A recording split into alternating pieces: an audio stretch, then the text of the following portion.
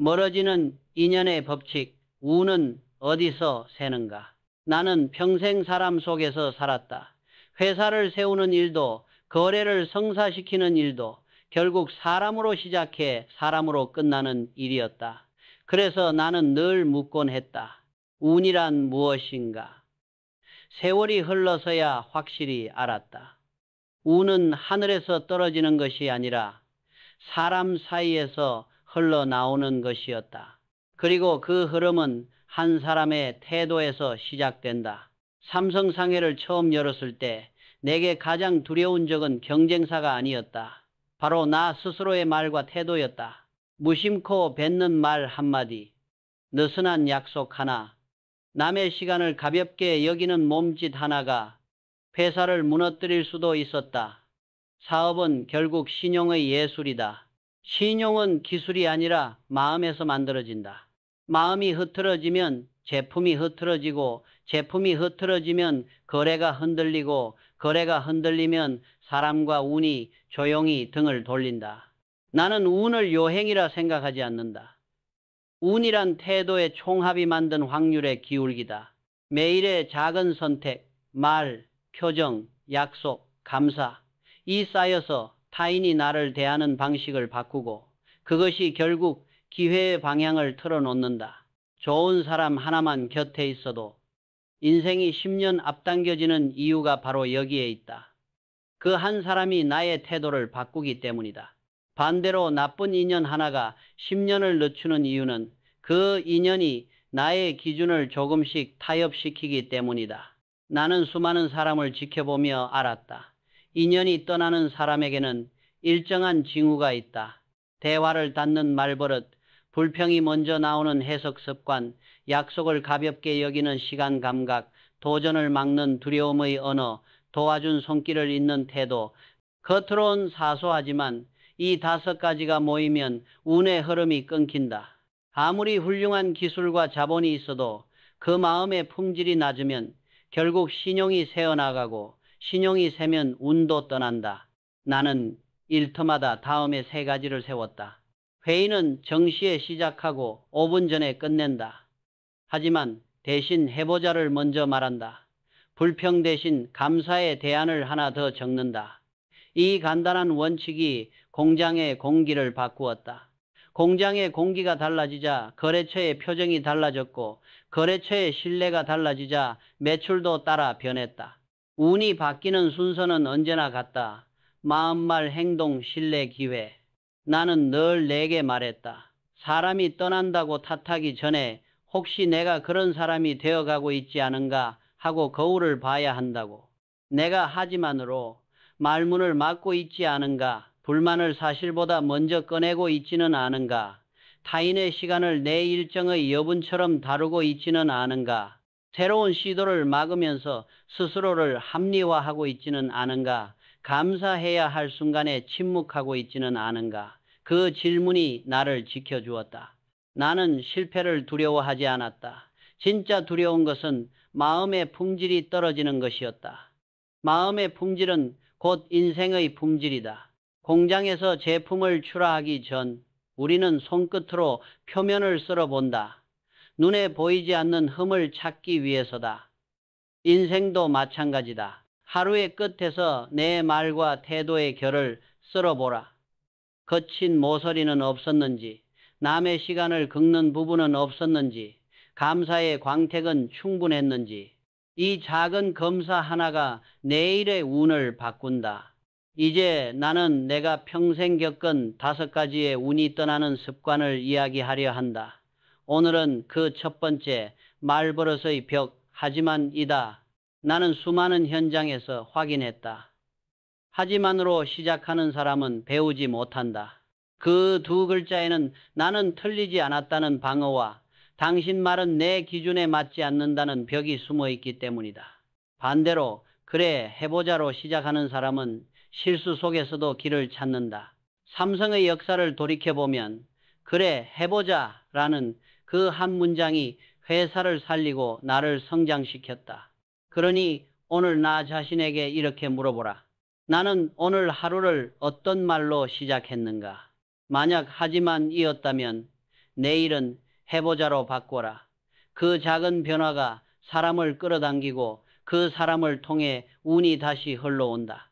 나는 늘 이렇게 말해왔다. 사람은 품질로 평가받지만 품질은 마음에서 나온다. 그 마음의 품질을 바꾸는 첫걸음은 바로 말의 품질을 바꾸는 것이다. 나는 평생 수많은 사람을 보았다. 똑같은 교육을 받고 같은 기회를 줘도 어떤 사람은 끝내 날아오르고 어떤 사람은 제자리에서 머물렀다. 그 차이는 실력이 아니라 말 한마디의 방향이었다. 내가 사람을 볼 때 가장 먼저 주의 깊게 들은 단어가 있었다.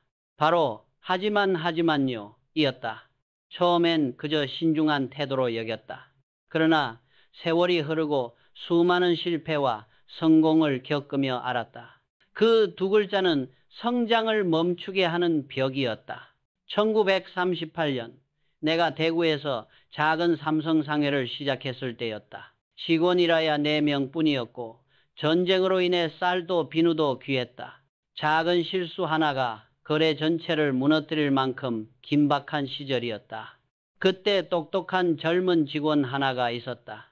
그는 머리도 좋고 계산도 빨랐다. 하지만 문제는 언제나 말이었다. 사장님, 하지만 그건 너무 복잡하지 않나요?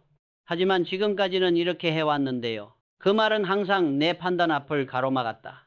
결국 그는 단순한 계산 실수 하나로 납품을 놓쳤고 회사의 신용이 흔들렸다. 나는 그날 밤 그를 불러 이렇게 말했다. 자네의 실수는 숫자가 아니라 말에서 나왔네. 하지만은 벽이야. 대화를 막고 배움을 막고 결국 자기 운까지 막지. 그날 이후 나는 모든 회의에서 하지만으로 말문을 여는 사람을 유심히 보기 시작했다. 그들의 공통점은 명확했다. 그들은 변화를 두려워했고 틀릴까봐 늘 방어적이었다. 자신의 경험을 믿지만 그 경험의 틀을 넘어서지 못했다. 수원 방직 공장 시절에도 비슷한 일이 있었다. 내가 품질 기준을 더 높이자고 제안하자 한 기술자가 이렇게 말했다. 하지만 사장님, 지금도 충분히 괜찮습니다. 결과는 참담했다. 그해 불량률이 급격히 오르고 해외 거래처에서 항의가 들어왔다.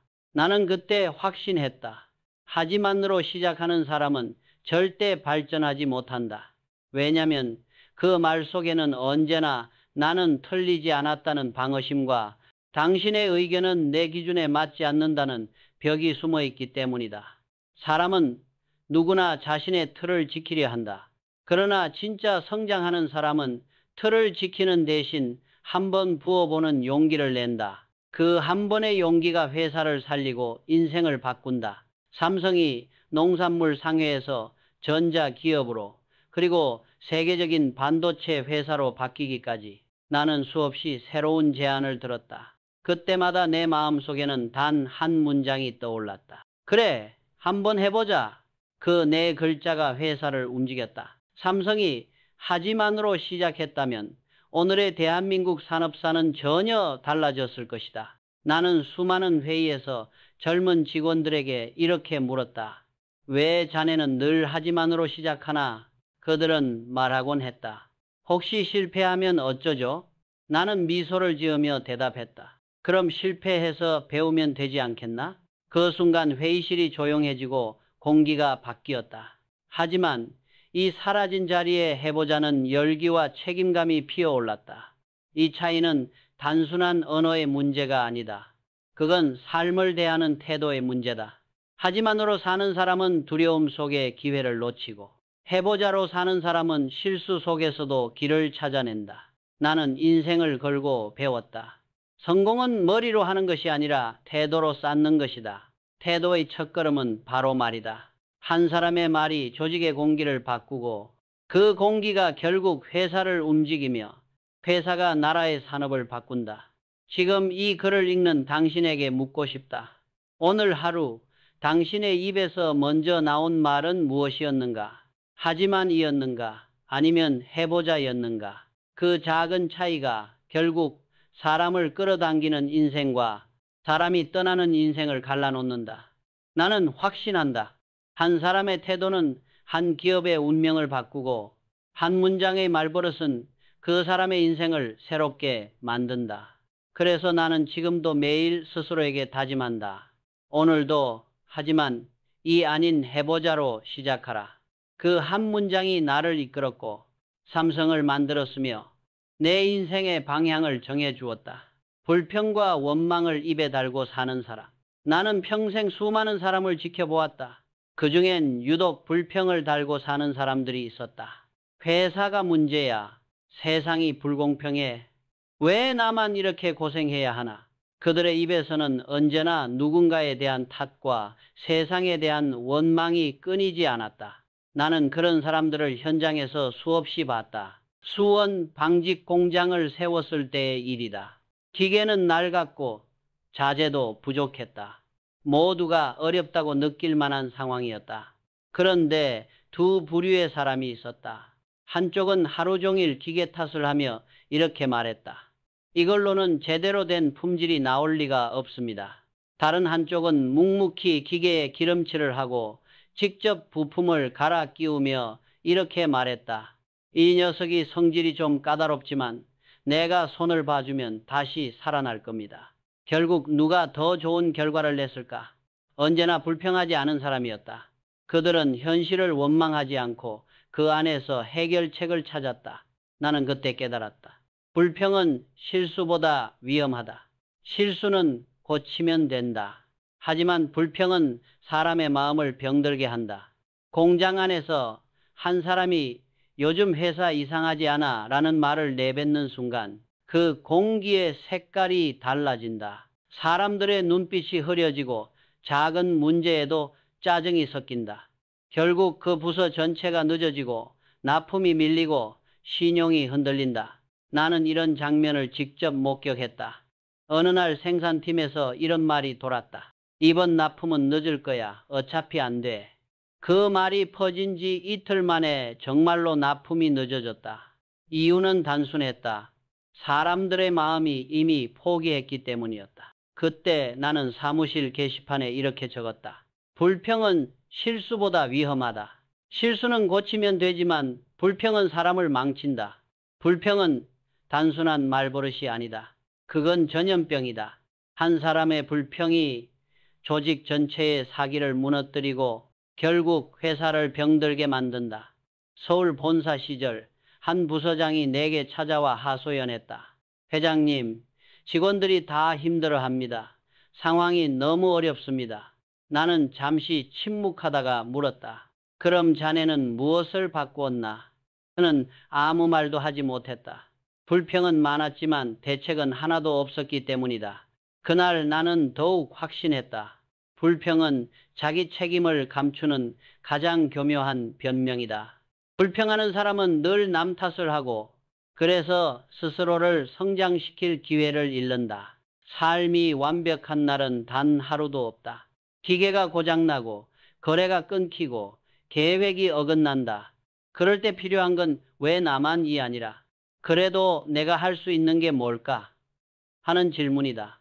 그 질문 하나가 사람의 운명을 바꾼다. 감사할 줄 모르는 사람은 결국 불평으로 흘러간다.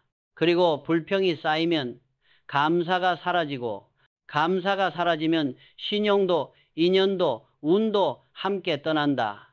나는 늘 직원들에게 이렇게 말했다. 기계가 낡았다고 불평하지 말고 그래도 그 기계가 오늘도 돌아가고 있다는 사실에 감사하라. 그건 단순한 정신론이 아니었다. 감사하는 마음이 생기면 스스로 문제를 해결할 힘이 생긴다. 반대로 불평은 그 힘을 갉아먹는다.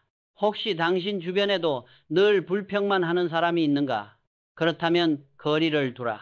그들의 말 한마디가 당신의 긍정적인 마음을 조금씩 갉아먹는다. 그리고 더 중요한 질문은 이것이다. 나는 혹시 그런 사람이 되어가고 있지 않은가? 그렇다면 오늘 하루만이라도 단 한 번 불평 대신 감사를 선택해보라. 세상은 그 한마디에 반응한다. 나는 평생 이 원칙을 믿었다. 불평은 운을 막고 감사는 운을 부른다. 사람과 운이 떠나는 이유는 거창한 실패가 아니라 작은 불만이 마음을 덮어버리기 때문이다. 감사하는 사람 곁엔 언제나 사람들이 모이고 그들이 모이는 곳엔 반드시 기회가 따라온다. 남의 시간을 아무렇지 않게 빼앗는 사람. 나는 사업을 하며 한 가지 철칙을 세웠다. 시간을 지키지 않는 사람과는 거래하지 않는다. 이건 단순한 예의의 문제가 아니었다. 시간을 대하는 태도는 신용을 대하는 태도와 같다. 시간을 가볍게 여기는 사람은 결국 품질도 신뢰도 사람도 잃는다. 삼성상해를 운영하던 젊은 시절이었다. 거래처 중 한 사장이 있었다. 그는 약속을 자주 어겼다. 회의가 오전 10시면 늘 10시 반쯤에 도착했고 전화로는 이렇게 말했다. 길이 막혀서요. 갑자기 일이 생겨서요. 그는 웃으며 상황을 넘겼지만 그를 기다리는 동안 내 직원들은 초조했다. 회의는 미뤄지고 하루의 리듬은 무너졌다. 그 짧은 30분이 한날의 생산성을 송두리째 무너뜨린 것이다.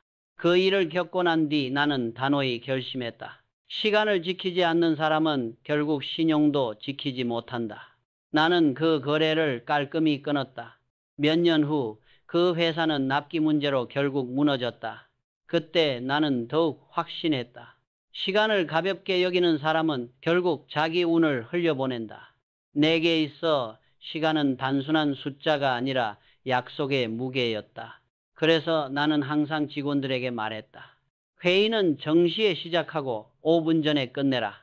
그 5분이 서로의 신뢰를 만든다. 그 말은 규율이 아니라 철학이었다. 서울 본사 시절 나는 이런 일을 자주 겪었다. 회의 시간은 오전 9시로 정했는데 몇몇 간부들이 9시 2분 3분에 들어왔다. 나는 아무 말 없이 그날 회의를 취소하고 메모 한 장을 남겼다. 2분 늦으면 20년의 신뢰가 무너질 수 있다. 그날 이후 삼성의 회의는 단 한 번도 늦게 시작된 적이 없었다. 나는 직원들에게 늘 이렇게 말했다. 시간은 돈보다 귀하다. 돈은 잃어도 다시 벌 수 있지만 시간은 한 번 흘러가면 결코 돌아오지 않는다.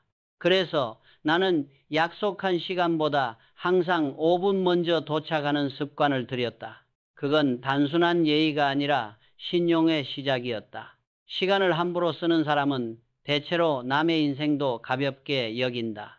잠깐만요 라는 말로 시작하지만 그 잠깐은 상대의 하루에서 한 조각을 빼앗는다. 그 한 조각이 모여 결국 신뢰의 틈이 된다.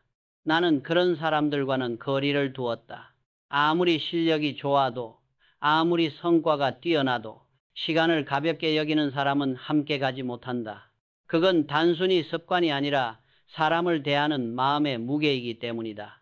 진짜 관계는 서로의 시간을 존중하는 데서 시작된다. 괜찮아, 잠깐이잖아 라는 말 뒤에는 상대의 하루, 계획, 집중력을 무시하는 태도가 숨어 있다. 나는 그런 사람과 오래 함께하지 않았다. 한 번은 이런 일이 있었다. 삼성의 한 젊은 간부가 늦게 출근하곤 교통이 막혀서요 라고 말했다. 나는 조용히 웃으며 이렇게 말했다. 그래서 자네는 오늘도 운이 막혔네. 그 한마디에 그는 얼굴이 붉어졌고 그날 이후 절대 늦지 않았다. 시간을 지키는 사람은 결국 운을 지키는 사람이다. 운은 정확한 리듬 위에서 움직인다. 그 리듬이 흐트러지면 아무리 큰 계획도 삐걱거린다. 나는 젊은 시절부터 이 원칙을 믿었다. 시간을 존중하는 태도는 곧 인생을 존중하는 태도다. 혹시 당신 주변에도 늘 늦는 사람, 말만 길게 느리고 시간을 훔치는 사람이 있는가? 그렇다면 조용히 거리를 두어라. 그들의 무심한 10분이 당신의 운을 조금씩 갉아먹는다. 그리고 스스로에게 물어보라. 나는 혹시 누군가의 시간을 빼앗는 사람은 아닌가? 만약 그렇다면 지금 이 순간부터 약속의 사람이 되어라. 그 한 가지 습관이 인생의 방향을 완전히 바꾼다. 나는 지금도 모든 일정을 시작할 때 마음속으로 이렇게 다짐한다. 시간을 지키는 사람은 결국 신용을 얻고 신용을 얻는 사람은 반드시 기회를 얻는다. 그것이 내가 평생 배운 시간과 운의 법칙이었다. 변화를 두려워하고 도전을 막는 사람. 나는 평생 안 된다는 말을 수도 없이 들었다. 그리고 놀랍게도 그 말의 대부분은 나를 아끼는 사람들의 입에서 나왔다. 그들은 걱정이라는 이름으로 내 발목을 잡았다. 1969년 내가 삼성전자를 세우겠다고 했을 때도 그랬다. 회장님, 너무 위험합니다. 우리나라에는 그런 기술이 없습니다. 지금도 충분히 잘하고 있는데 왜 굳이 전자까지 합니까? 모두 나를 위한다는 마음이었다. 하지만 나는 그 속에 숨어 있는 두 가지 감정을 읽었다. 하나는 두려움, 다른 하나는 질투였다. 두려움은 이렇게 말한다. 혹시 실패하면 어쩌지? 질투는 이렇게 속삭인다. 당신이 나보다 더 멀리 가면 안 되는데. 이 두 감정은 언제나 도전의 불씨를 꺼뜨린다. 그리고 그 말들은 결국 나를, 회사를, 나라의 산업까지도 멈추게 만든다. 1983년 나는 반도체 사업을 시작하겠다고 선언했다. 그때도 주변은 반대 일색이었다. 회장님, 그건 돈만 잃고 끝납니다. 일본도 완벽하지 않은데 우리가 어떻게 합니까? 지금 사업도 충분히 잘 됩니다. 나는 그들의 말을 다 들은 후 조용히 말했다. 지금의 안정을 선택하면 내일의 삼성은 없다. 그 결정은 미친 도전처럼 보였다. 그러나 그 도전이 오늘의 삼성전자를 만들었다. 만약 그때 내가 두려움에 굴복했다면 오늘 대한민국의 산업지도는 완전히 달라졌을 것이다. 나는 늘 이렇게 생각한다. 변화를 두려워하는 사람 옆에서는 아무리 똑똑한 사람도 성장할 수 없다. 그들은 걱정하는 척하지만 사실은 자기 과거의 실패를 덮기 위해 다른 사람의 시도를 막고 있는 것이다. 혹시 당신 주변에도 그런 이가 있는가? 괜히 힘 빼지 말라. 그 나이에 새로 시작해서 뭐 하겠냐? 안 해도 지금 충분히 괜찮잖아. 이런 말을 하는 사람들 말이다. 그들은 당신이 멈춰 있어야 안심한다. 당신이 앞으로 나아가면 그들의 두려움이 드러나기 때문이다. 나는 젊은 시절 늘 이렇게 말했다. 남들이 말리는 일을 해보면 남들이 보지 못한 세상을 보게 된다. 이건 단순한 배짱이 아니라 책임을 전제로 한 확신이었다. 도전이 늘 성공으로 이어지는 것은 아니다. 하지만 시도하지 않으면 실패조차 배울 수 없다. 나는 진짜 실패자가 누구인지 잘 안다. 넘어지는 사람이 아니라 시작조차 하지 않은 사람이다. 세상은 시도하는 자를 두려워하고 결국 그들이 세상을 바꾼다. 지금 당신이 무언가를 새로 시작하려 한다면 주변의 걱정에 귀 기울이지 마라. 그들이 말리는 이유는 단 하나. 당신이 성공하면 자신이 초라해질까봐 두렵기 때문이다. 나는 지금도 내 자신에게 이렇게 말한다. 괜찮다, 해보자. 그 한 문장이 회사를 움직였고 그 한 결심이 내 인생을 바꿨다. 도전을 멈춘 사람에게는 과거만 남는다. 그러나 도전을 이어가는 사람에게는 미래가 생긴다. 그것이 내가 평생 몸으로 배운 인생의 진리였다. 감사할 줄 모르는 사람. 나는 수많은 사람을 보며 한 가지 공통점을 발견했다. 운이 떠나는 사람의 마지막 모습은 대부분 감사를 잊은 얼굴이었다. 감사할 줄 모르는 사람은 도움을 받아도 그것을 당연한 일로 여긴다. 고맙습니다. 대신 왜요?가 먼저 나온다. 나는 그런 사람을 보면 늘 안타까웠다. 그들의 마음속엔 이미 교만의 씨앗이 자라고 있었기 때문이다. 삼성이 아직 작은 상해였을 때 나는 직원들에게 자주 말했다. 우리가 물건을 팔 수 있는 건 고객이 돈을 내주기 때문이 아니라 우리의 신용을 믿어주기 때문이다. 그 믿음이야말로 우리가 지켜야 할 첫 번째 약속이었다. 신용은 기술이 아니라 감사의 마음으로 유지되는 것이었다.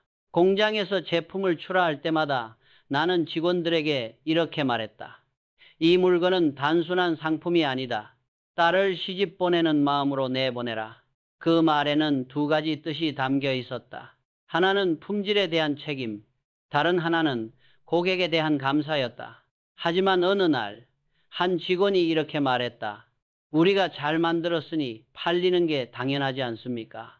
나는 그 말을 듣는 순간 그가 머지않아 실패할 사람임을 직감했다. 세상에 당연한 일은 없다. 모든 성과는 누군가의 신뢰와 도움 위에 있다. 감사할 줄 모르는 사람은 그 바닥을 잇는다. 그 순간부터 천천히 무너지기 시작한다. 서울 본사 시절 내가 병상에 누워 있을 때였다. 한 젊은 직원이 병문안을 왔다. 그는 문을 열자마자 이렇게 말했다. 회장님, 걱정 마십시오. 저희가 회사를 지키겠습니다. 그 한마디에 나는 눈시울이 뜨거워졌다. 그는 감사합니다라는 말을 하지 않았지만 그의 태도에는 깊은 감사와 책임의 마음이 담겨 있었다. 감사란 꼭 말로만 하는 것이 아니다. 그 사람의 눈빛, 행동, 자세에 드러난다. 그런 마음을 가진 사람 곁에는 자연스럽게 좋은 인연과 운이 모인다. 반대로 감사할 줄 모르는 사람 곁에는 언젠가 사람들이 조용히 사라진다. 그건 벌이 아니라 자연의 법칙이다. 나는 평생 덕분에라는 말을 잊지 않으려 했다. 공장 노동자든 사무실의 경비원이든 누가 나에게 인사를 건네면 나는 반드시 고개를 숙였다. 그건 예의가 아니라 철학이었다. 감사할 줄 모르는 사람은 결국 인생을 고립시킨다. 감사는 마음의 산소다. 그 산소가 끊기면 관계는 질식하고 질식한 관계 속에서 운도 함께 사라진다. 혹시 당신 주변에도 당연하지라는 말을 자주 하는 사람이 있는가? 그 사람은 이미 교만의 길로 들어선 것이다. 오늘부터는 당연하지 대신 덕분에를 말해보라. 아침에 눈을 뜨며 오늘도 숨 쉴 수 있음에 감사합니다. 함께 일할 동료가 있음에 감사합니다. 이 한마디가 인생의 공기를 바꾼다. 나는 평생 이 진리를 믿었다. 감사할 줄 아는 사람은 실패해도 다시 일어나지만 감사를 모르는 사람은 성공해도 오래가지 못한다. 감사는 모든 관계의 뿌리이자 모든 운의 출발점이다. 감사에서 시작된 인생은 흔들려도 무너지지 않는다. 인연의 미세먼지, 사소한 예의가 만드는 공기. 나는 사람의 관계를 공기에 비유하곤 했다. 공장은 깨끗해 보여도 먼지가 쌓이면 기계가 멈추고 사람 사이의 관계도 그렇다. 겉으론 평온해 보여도 작은 무례 하나, 작은 말버릇 하나가 공기를 탁하게 만든다. 삼성상해 시절 나는 손님이 들어올 때마다 직원들에게 반드시 눈을 맞추고 인사하라고 말했다. 그건 단순한 형식이 아니라 당신을 존중하고 있습니다 라는 메시지였다. 한 번은 거래처 사장이 내게 말했다. 당신 회사 직원들은 인사 하나도 진심이 느껴집니다. 그 말 한마디가 나를 뿌듯하게 했다. 그건 돈으로 샀거나 교육으로 강요할 수 없는 마음의 품질이었다. 나는 깨달았다. 사람이 떠나는 진짜 이유는 큰 잘못이 아니라 작은 무심함 때문이다. 감사 인사 한마디를 잊고 약속 후에 수고 많으셨습니다 한마디를 생략하고 눈을 마주치지 않는 것. 그런 사소한 결례가 쌓여서 인연을 흐리게 만든다. 수원 방직 공장에서 일하던 어느 날이었다. 한 기술자가 뛰어난 실력을 가지고 있었지만 동료들과 늘 부딪혔다. 나는 그에게 물었다. 자네는 왜 사람들과 자꾸 어긋나나? 그는 이렇게 답했다. 일만 잘하면 되지 않습니까? 나는 조용히 말했다. 기계는 성능으로 돌아가지만 사람은 공기로 움직인다. 그가 그 말을 이해하는데 1년이 걸렸다. 그 후 그는 스스로 먼저 인사하고 동료가 늦으면 대신 일손을 도왔다. 놀랍게도 그가 바뀌자 부서 전체의 분위기가 달라졌다. 생산성도 올라갔다. 예의는 단순한 행동이 아니다. 사람 사이의 온도 조절 장치다. 말투 하나, 표정 하나가 관계의 온도를 결정한다. 예의가 사라진 조직은 금세 공기가 식고 공기가 식으면 열정도 식는다. 나는 늘 말했다. 성공하는 사람은 예의를 먼저 배운 사람이다. 그들은 실력보다 마음의 방향을 먼저 다듬는다. 반대로 예의를 잃은 사람은 자신도 모르게 주변의 신뢰를 닫는다. 나는 회의실에 들어올 때마다 직원들의 눈빛을 봤다. 서로에게 진심이 있는가? 공기가 따뜻한가? 그걸 보면 그날 회의의 결과를 예측할 수 있었다. 인연은 그렇게 만들어진다. 거창한 선의가 아니라 작은 예의와 꾸준한 존중의 반복으로 그 작은 행동들이 모여 결국 운의 흐름을 바꾼다. 사람 사이의 예의는 돈보다 오래 남고 말보다 강하게 전해진다. 나는 오늘도 마음속으로 이렇게 되뇌인다. 사람을 대하는 태도가 곧 운을 대하는 태도다. 핑계와 책임, 실패를 부르는 마음의 습관. 나는 오랫동안 사람을 평가할 때 능력보다 먼저 책임을 지는 태도를 봤다. 능력은 키울 수 있지만 책임을 회피하는 습관은 쉽게 고쳐지지 않는다. 사업 초기 나는 많은 실패를 겪었다. 물건이 늦게 도착하고 거래처가 계약을 취소하는 일도 있었다. 그럴 때마다 나는 직원들에게 물었다. 이 일의 책임은 누구에게 있나? 그러면 대부분 이렇게 말했다. 운송업체가 늦었습니다. 날씨가 안 좋았습니다. 거래처가 요구를 바꿨습니다. 그때 나는 단호히 말했다. 삼성의 이름이 들어간 이상 모든 일의 책임은 우리에게 있다. 남 탓을 하는 순간 문제는 외부로 도망가고 해결은 멈춘다. 핑계는 실패의 연료이고 책임은 성공의 시작점이다. 한 번은 이런 일이 있었다. 납품 기한을 어긴 부서장이 내게 보고서를 가져왔다. 그는 빽빽한 사유서를 써왔다. 자재가 늦어졌고 인력이 부족했으며 나는 그 종이를 찢으며 말했다. 변명은 보고서가 아니다. 해결책이 없으면 그건 그냥 핑계다. 그 후 그는 변명 대신 계획을 적어왔다. 오늘 밤 추가 인력을 투입하겠습니다. 내일 오전까지 납품하겠습니다. 그때부터 그는 달라졌다. 그리고 몇 년 뒤 그 부서는 삼성 내 최고의 납기율 부서가 되었다. 나는 경험으로 확신한다. 핑계는 사람의 운을 막는다. 왜냐하면 핑계는 현실을 바꾸는 힘을 빼앗기 때문이다. 책임을 지는 사람은 실패 속에서도 해답을 찾지만 핑계를 대는 사람은 실패 속에 머무른다. 내가 젊은 시절 스스로에게 했던 다짐이 있다. 사람은 누구나 실수한다. 그러나 책임을 피하는 사람은 다시 기회를 얻지 못한다. 책임은 고통스럽다. 하지만 그 고통을 견딘 사람만이 신뢰라는 가장 큰 자산을 얻는다. 나는 늘 직원들에게 말했다. 책임은 짐이 아니라 권한이다. 책임을 진다는 건 그 일을 내 힘으로 바꿀 수 있다는 신호다. 그래서 나는 직원들에게 실수를 숨기지 말고 먼저 보고하라고 했다. 문제를 숨기는 사람은 회사를 지킬 수 없다. 그것이 나의 신념이었다. 나는 이렇게 믿는다. 운은 완벽한 사람에게 가지 않는다. 대신 책임을 지는 사람에게 간다. 왜냐하면 운은 언제나 자신의 부족함을 인정하고 채우려는 사람을 향해 흐르기 때문이다. 혹시 당신도 최근에 무언가 잘 되지 않았는가? 그렇다면 이렇게 물어보라. 내가 진심으로 책임을 졌는가? 만약 그렇지 않다면 지금이라도 책임을 선택하라. 그 한 걸음이 인생의 방향을 바꾼다. 나는 지금도 이 말을 마음에 새긴다. 책임을 피하는 사람은 변명을 얻고 책임을 지는 사람은 신뢰를 얻는다. 그리고 신뢰가 쌓이면 그 위로 운과 인연이 돌아온다. 도전의 문장, 괜찮습니다. 제가 해보겠습니다. 내가 젊은 시절 가장 신뢰한 직원은 뛰어난 능력을 가진 사람보다 괜찮습니다. 제가 해보겠습니다. 이 한마디를 망설이지 않고 말하는 사람이었다. 그 말에는 두 가지 힘이 담겨 있었다. 첫째, 책임을 기꺼이 지겠다는 용기. 둘째, 결과보다 배움을 중시하는 태도. 삼성이 아직 작은 상회였던 시절, 한 직원이 새로운 거래 방식을 제안했다. 위험했지만 나는 물었다. 자네가 직접 책임질 수 있겠나? 그는 잠시 고민하다가 말했다. 예, 회장님, 제가 해보겠습니다. 결과는 성공이었다.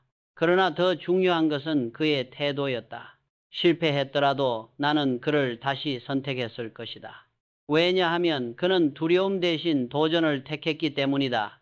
도전을 두려워하는 사람은 항상 안정을 말하지만 그 안정이란 결국 정체의 다른 이름이다. 그리고 정체는 서서히 신뢰를 잃게 만든다. 나는 반도체 사업을 시작할 때도 그랬다. 세상은 우리를 미쳤다고 했다. 하지만 나는 믿었다. 괜찮습니다. 해보겠습니다. 이 한마디를 말할 수 있는 사람 한 명만 있으면 한 나라의 산업도 바뀔 수 있다. 실패를 두려워하지 않는 조직은 강해진다. 실패를 나누는 조직은 더 빨리 배운다. 나는 매일 아침 거울을 보며 스스로에게 물었다. 오늘 나는 도전하는 사람인가? 아니면 구경하는 사람인가? 도전은 언제나 불편함을 동반한다. 그러나 그 불편함을 피하면 운의 문은 결코 열리지 않는다. 운은 괜찮습니다. 제가 해보겠습니다. 이 한 문장을 향해 흐른다. 나는 지금도 후배들에게 말한다. 삼성을 만든 건 자본이 아니라 그 말을 할 줄 아는 한 사람의 용기였다. 팀을 움직이는 어느 회의실을 살리는 한 문장. 나는 회의실의 공기를 보면 그 조직의 수준을 알 수 있었다. 의견이 많아 보이지만 정작 아무도 책임지지 않는 회의는 결국 시간 낭비의 연속이었다.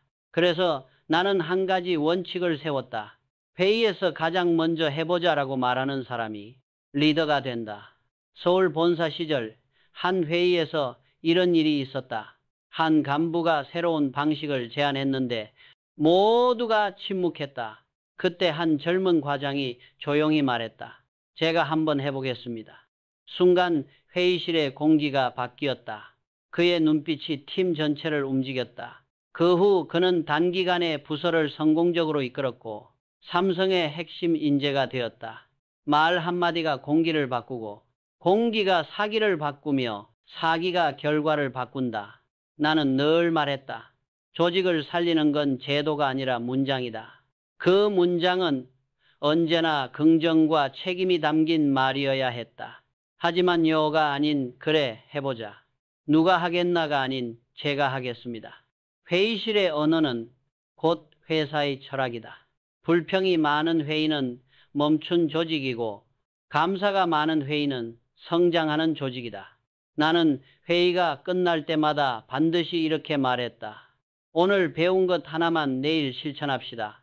그 작은 실천이 회사를 매일 1M씩 앞으로 나아가게 했다. 운을 부르는 습관 설계, 하루 루틴의 법칙. 운은 하늘의 선물이 아니다. 나는 운을 습관의 결과라고 믿는다. 매일 같은 시간에 일어나고 회의를 시간에 맞춰 끝내며 하루의 마지막에 감사 일기를 쓰는 것. 이 단순한 반복이 내 인생의 궤도를 바꿨다. 나는 젊은 시절부터 하루를 이렇게 설계했다. 새벽의 침묵 속에서 생각을 정리한다. 하루의 첫 생각이 그날의 방향을 정한다. 사람과의 약속은 어떤 일보다 우선한다. 신용은 지켜야 할 가장 큰 자산이다. 감사를 말로 표현한다. 마음속 감사는 아직 완성되지 않은 감사다. 하루를 마무리하며 스스로에게 묻는다. 오늘 나는 누구의 시간을 빼앗지 않았는가? 이 네 가지 루틴을 지키며 살았다. 그 결과 회사의 문화가 변했고 내 주변의 사람들도 달라졌다. 나는 매일을 같은 시간에 시작했다. 운이 찾아오는 시간은 따로 있는 게 아니다. 그저 꾸준히 준비된 자의 하루 속에 숨어 있을 뿐이다. 운은 우연이 아니라 리듬이다. 그 리듬이 깨지면 아무리 큰 계획도 흔들린다. 그래서 나는 루틴을 나의 신앙처럼 지켰다. 나는 직원들에게 늘 말했다. 운을 기다리지 말고 운이 찾아올 자리를 매일 닦아 놓아라. 그게 내가 평생 유지한 성공의 비밀이었다. 2년 리셋 5가지를 고치는 30일의 변화. 이제 나는 긴 세월을 돌아보며 확신 하나를 갖게 되었다. 사람과 운이 떠나는 이유는 단 한 가지, 마음의 자세 때문이다.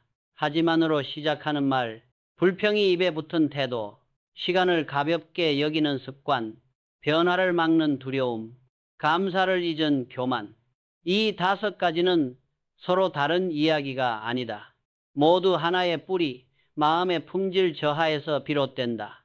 마음이 흐트러지면 관계가 흐트러지고 관계가 흐트러지면 운이 멀어진다.